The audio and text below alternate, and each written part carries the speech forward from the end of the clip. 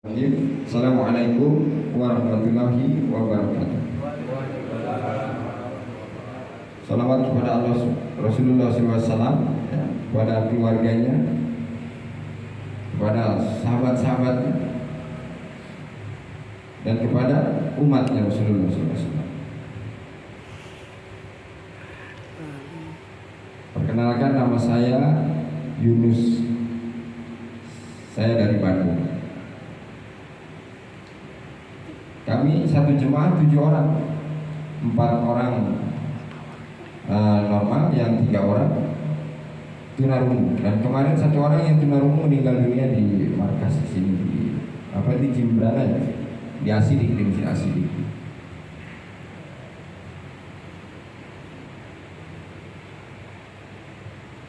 Alhamdulillah kita semua telah datang ke masjidnya Allah Subhanahu wa Ta'ala, telah melaksanakan sholat maghrib secara berjamaah.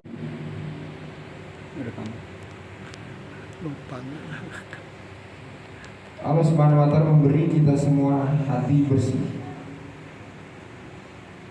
sungguh-sungguh untuk Allah Subhanahu wa Ta'ala.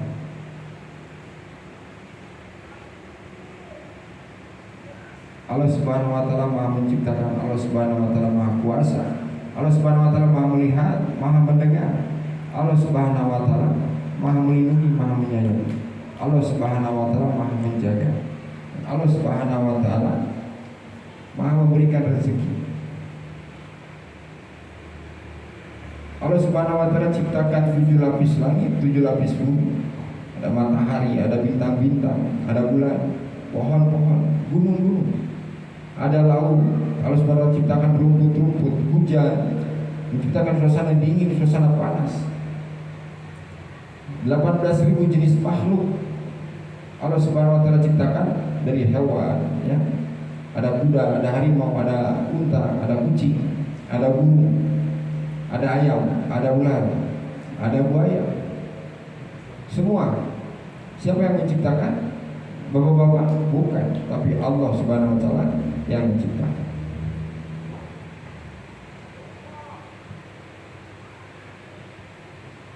Allah Subhanahu wa Ta'ala Maha melihat kita semua. Kita semua bisa melihat, bisa. Tapi kalau gelap, nggak bisa melihat, nggak bisa. Allah Subhanahu wa Ta'ala mampu melihat, walaupun dalam keadaan gelap. Orang di dalam rumah tinggi, temboknya besar, bisa melihat? Tidak bisa, karena terhalang. Allah Subhanahu wa Ta'ala mampu melihat. Allah Subhanahu wa Ta'ala Maha mendengar. Orang-orang yang normal bisa mendengar, bisa. Tunarungu nggak bisa mendengar. Allah Subhanahu wa Ta'ala Maha mendengar.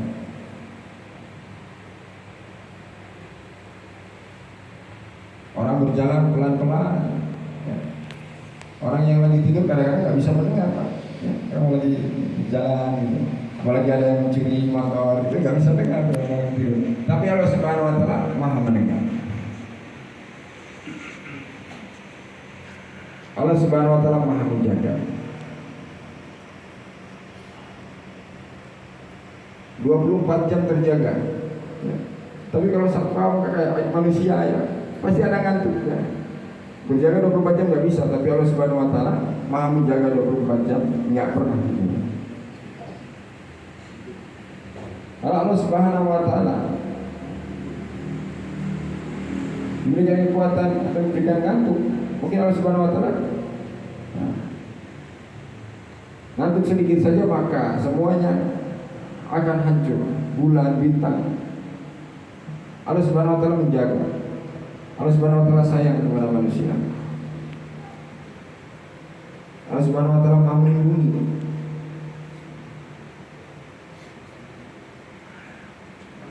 Contoh Sayyidina Bilal, dulunya tidak beragama.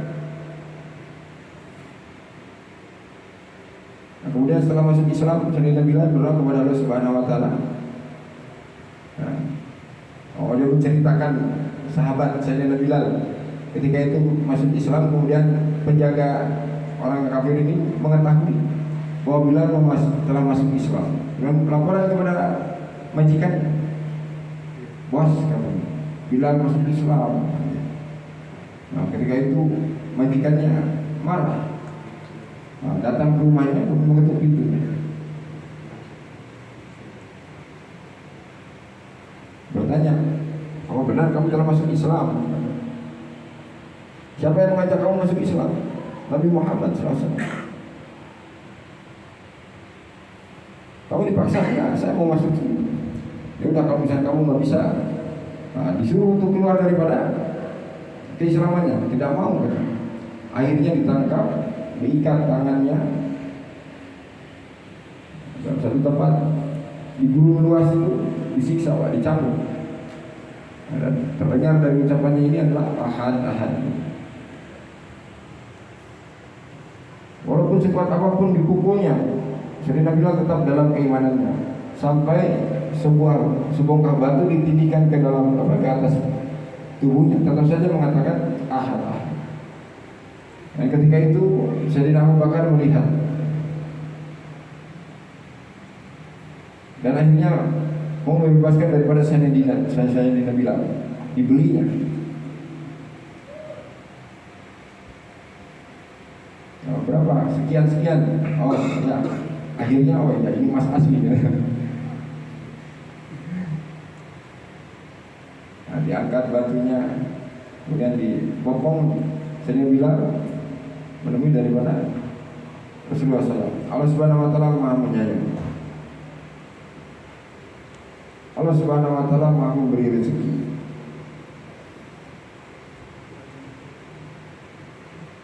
Siapa yang memberi rezeki bayi di dalam tubuh Allah? Allah yang memberi rezeki.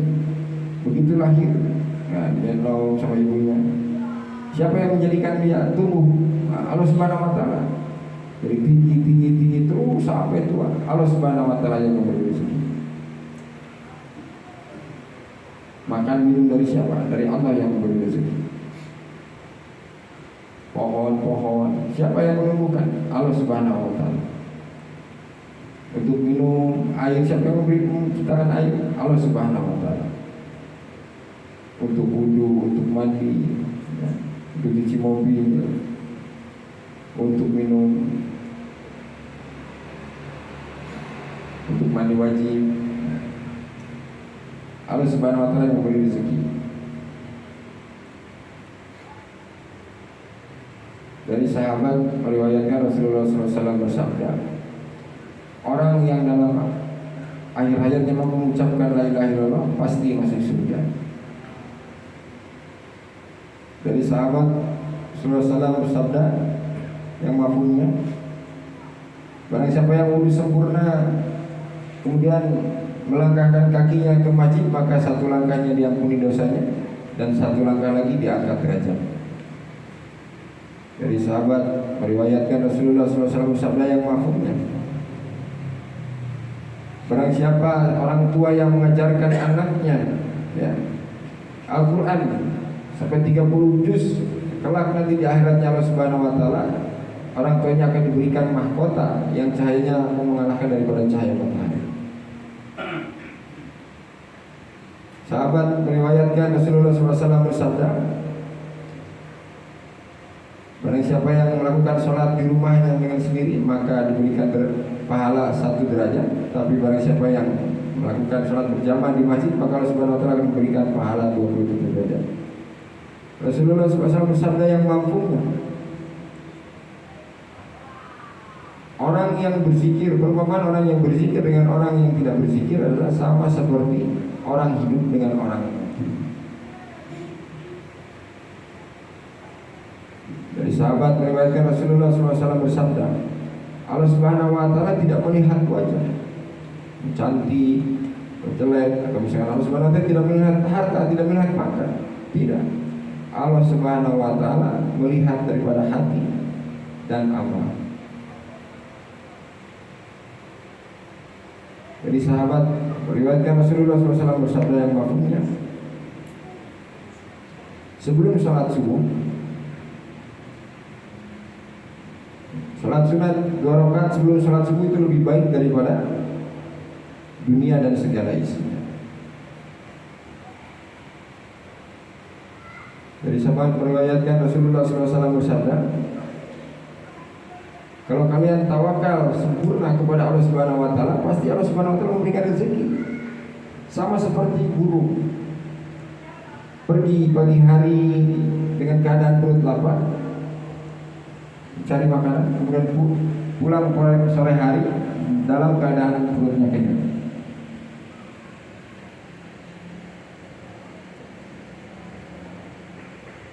Dulu sahabat Rasulullah SAW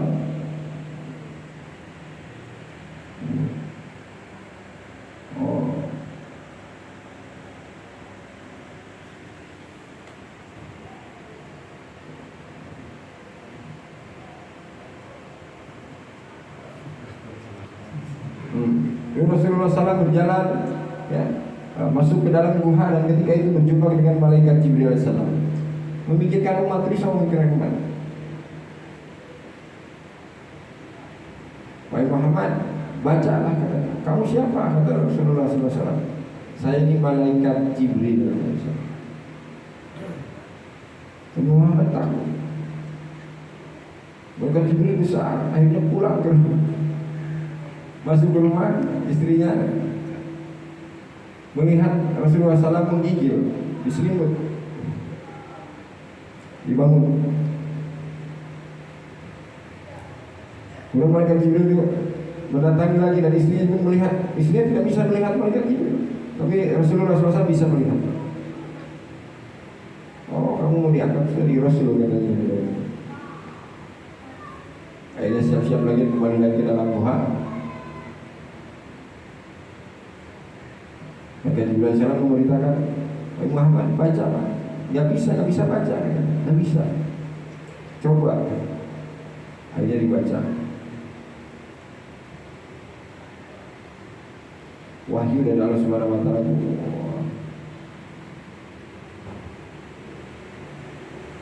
Maka Jibril ketika itu mendengar, oh, bagus kan?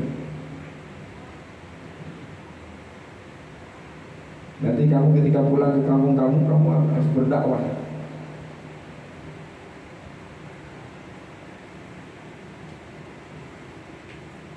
Ketika itu mendatangi salah seorang dari kampung itu mengetuk pintunya, kemudian dibuka, kamu siapa?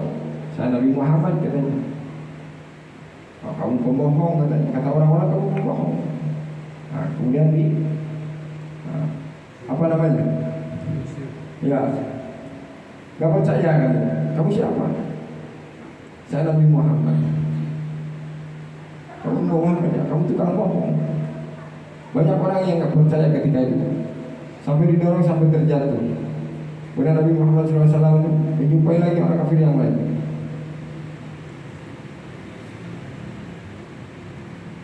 Dan ketika itu, ketika perjalanan pulang, ya, orang-orang kafir itu berkumpul dan mengabari kepada mereka, lempar, katanya, orang itu pembohong.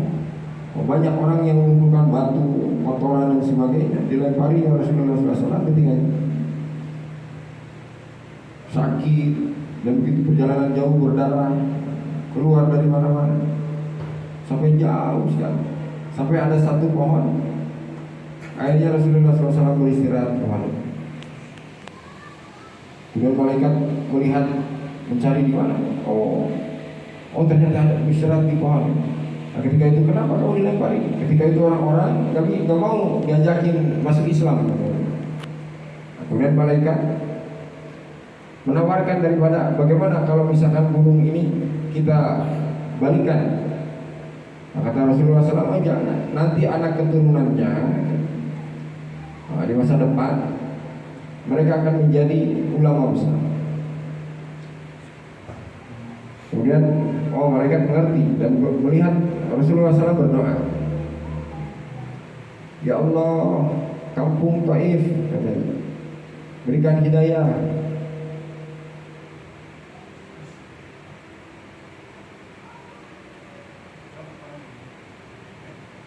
Terus berulang-ulang Pak, ya, Rasulullah SAW mendatangi orang-orang ini berulang-ulang.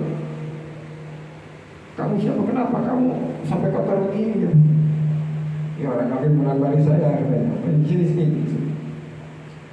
Dan ngobrol-ngobrol. saya mengajak kamu masuk Islam.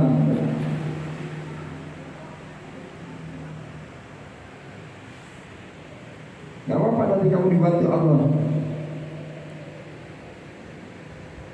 Akhirnya orang itu ikut daripada Rasulullah SAW. Bagaimana caranya? Caranya mengucapkan kalimat la ilaha illallah.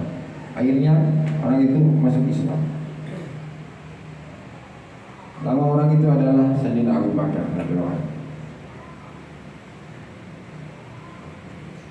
Allah Subhanahu wa taala telah memutuskan kehidupan manusia di dunia dan akhirat itu hanya dalam amal agama yang sempurna. Sekarang umat Islam belum bisa mengamalkan agama dikarenakan iman lemah. Dulu para sahabat Rasulullah SAW mereka mampu mengamalkan agama secara sempurna karena memiliki 6 sifat yang mulia. Sifat yang pertama memiliki keyakinan kepada Allah Subhanahu wa taala itu kalimat la ilaha illallah. Yang kedua memiliki sifat salat khusyuk wal khudu. Yang ketiga ilmu zikir. Yang keempat iqrar muslimin. Yang kelima memiliki sifat ikhlas. Yang keenam mereka mau mengamalkan dakwah wa tabligh fisabilillah.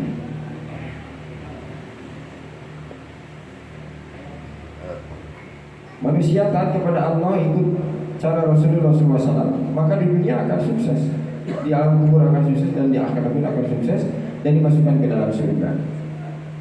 Sukses. Dunia sukses, awal agama, ibadah sukses. Mati masuk kubur, kubur diluaskan, ya. Nikmat katanya, diberikan kasih lampu di dalam kubur. Kemudian di akhirat masuk surga. Banyak ada sungai, banyak Pak. Sama seperti gunung-gunung, ada sungai.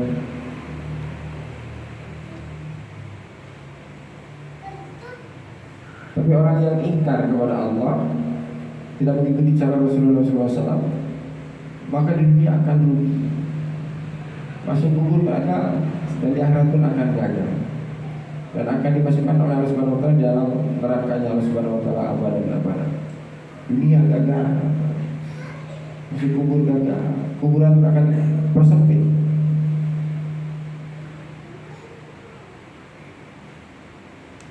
Di akhirat akan disiksa, terus padang mahsyar, dan akhirnya tempat tinggal terakhirnya itu adalah di dalam nerakanya Allah Subhanahu wa taala. Kalau orang mau mengamalkan agama yang secara sempurna, maka Allah Subhanahu wa taala akan memberikan keberkahan. Sungai-sungai akan keberkahan. Kalau manusia tidak mau mengajak kepada agamanya Allah Subhanahu wa taala, Allah Subhanahu wa taala akan mengirimkan azab. Kalau dalam satu kampung tidak ada yang mendakwahkan agamanya Allah Subhanahu wa taala, maka Allah Subhanahu wa taala akan mengajak kampung tersebut. Dalam satu kota tidak ada yang mendakwahkan agamanya Allah Subhanahu wa taala, tidak akan lama Allah Subhanahu wa taala akan mengazab kepada Allah Subhanahu wa taala. Sementara apabila ada yang mendakwahkan, Allah akan mengazab, akan dihentikan. Dunia adalah tempatnya ujian. Orang miskin, kaya, itu adalah ujian. Sakit, sehat, itu pun ujian. Tunarungu tidak bisa mendengar, orang yang normal bisa mendengar, itu juga ujian. Sakit, sabar, maka dapat pahala. Sehat, bersyukur, itu pun akan dapat pahala. Miskin, ya sabar, maka itu akan dapat pahala. Kaya pun bersyukur, maka itu akan dapat pahala. Tunarungu, sabar, maka itu akan dapat pahala. Normal, kita pun harus bersyukur, berikan normal, maka akan dapat pahala.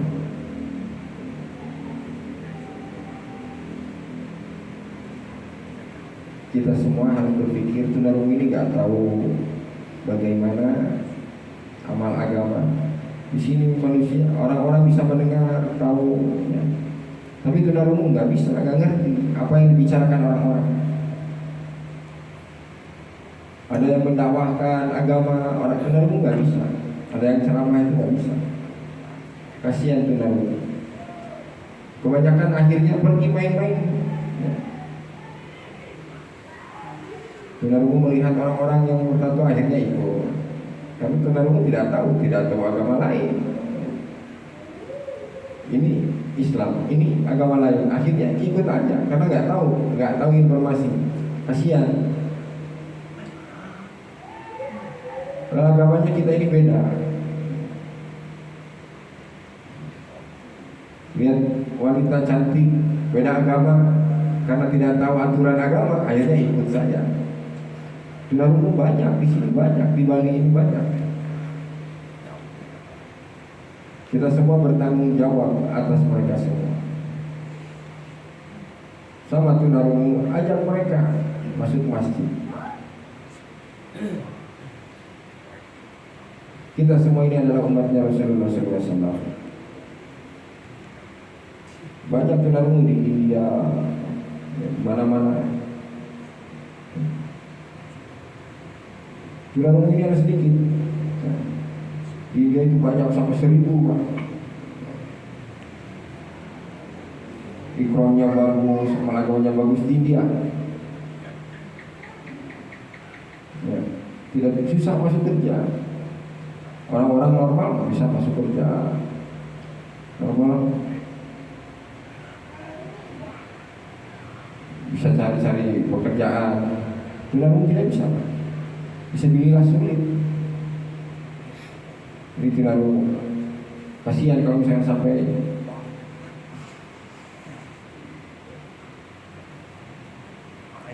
nanti kalau ada orang yang tidak mau mengajak tunarungu, mengajarkan tunarungu, nanti di depan Allah Subhanahu Wa Taala akan ditukar.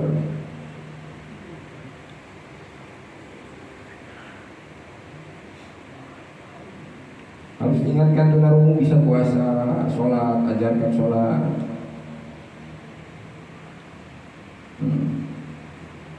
Tunarungu nggak bisa, yang gerhana nggak tahu, gerhana bulan tuh nggak tahu, mesti gimana gitu ya. Harusnya kita mestinya sholat, ini malah nggak tahu. Kasihan mereka.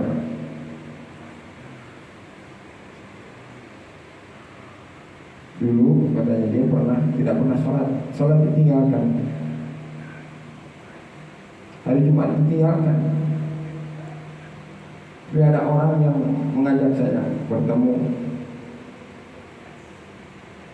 di Flores di NTT. Pakai baju ketemu mereka pernah memberikan hidayah. Alhamdulillah saya diberikan oleh Allah Subhanahu Wa Taala hidayah.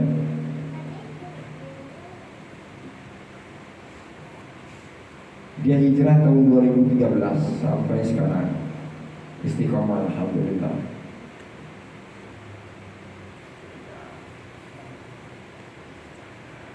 Maaf katanya saya banyak salah. Bapak-bapak di sini bagus betul semua. Saya banyak salah. Allah Subhanahu Wa Taala Maha tahu. Allah Maha melihat, Allah Maha mendengar, Maha menyayangi kita semua. Insyaallah. Alhamdulillah, mungkin itu Pak. Ya, sebagian kecilnya yang bisa mereka serap dari beberapa saat ini kita sama-sama belajar sama mereka. Ya, sebetulnya untuk perkara agama ini sama saja, yang normal ataupun yang tidak normal. Untuk perkara agama ini adalah hidayah daripada Allah Subhanahu Wa Taala. Terkadang kita juga yang normal ya Pak, pendengar azan tiba-tiba jadi tunarungu. Itu azan kita nggak dengar, pura-pura kemana, gitu sama aja. Nah, ini artinya hadirin Allah Subhanahu Wa Taala begitu maha kuasanya Allah Subhanahu Wa Taala menggerakkan seluruh makhluknya untuk bagaimana dipilih oleh Allah Subhanahu Wa Taala untuk akan nanti kelak di akhiratnya Allah Subhanahu Wa Taala akan diberikan pahala-pahala, akan diberikan balasan-balasan. Seumpamanya seorang bapak yang membutuhkan sebungkus gula pasir, sebetulnya bapak itu mampu untuk beli gula pasir itu ke warung.